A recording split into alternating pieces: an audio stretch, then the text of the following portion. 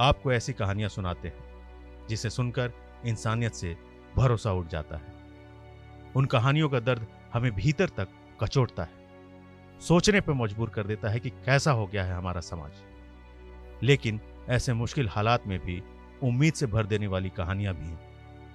आज एक ऐसी ही कहानी। नोएडा का एक शख्स कोरोना की चपेट में आता है। हालत इतनी बिगड़ जाती है कि डॉक्टर उसके लिए तुरंत ऑक्सीजन का इंतजाम करने को कहते हैं।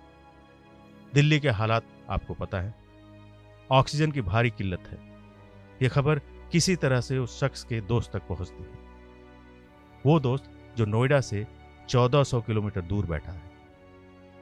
इस दौर में जहां आसपास के लोग कोरोना के नाम पर मुंह फेर ले रहे हैं, 1400 किलोमीटर दूर बैठा वो शख्स अपने दोस्त की जान बचाने के लिए निकल पड़ता है। 1400 किलोमीटर का सड़क का सफर, दोस्त की टूटती सांसें और आखिर में उम्मीद की जीत।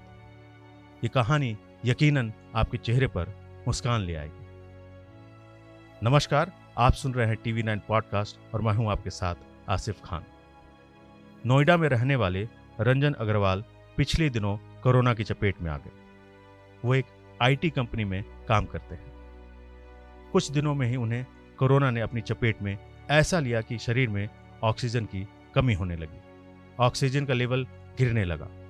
डॉक्टर ने ऑक्सीजन का तुरंत इंतजाम करने को कहा, लेकिन दिल्ली में ऑक्सीजन की भारी किल्लत। परिवार वाले परेशान हो गए। रंजन की सांसें उखड़ने लगी।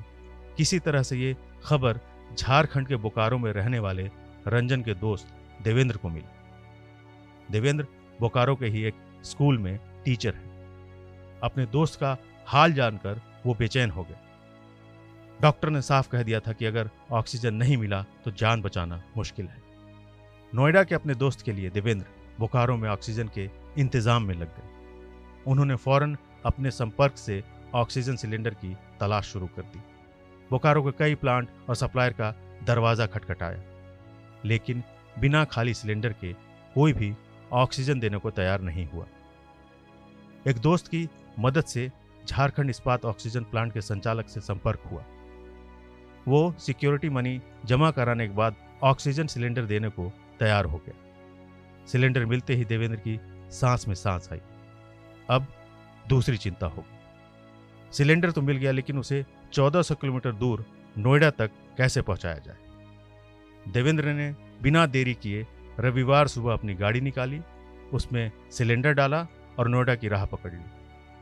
इस दौरान बॉर्डर पर कई राज्यों की पुलिस ने उन्हें रोका, लेकिन वजह बताने पर पुलिस वालों ने भी जाने दिया। देवेंद्र ने बिना खाए पिए 24 घंटे में 1400 किलोमीटर का लंबा सफर तय किया। अपने दोस्त की उखड़ती सांसों के बीच वो ऑक्सीजन सिलेंडर लेकर हॉस्पिटल पहुंचे।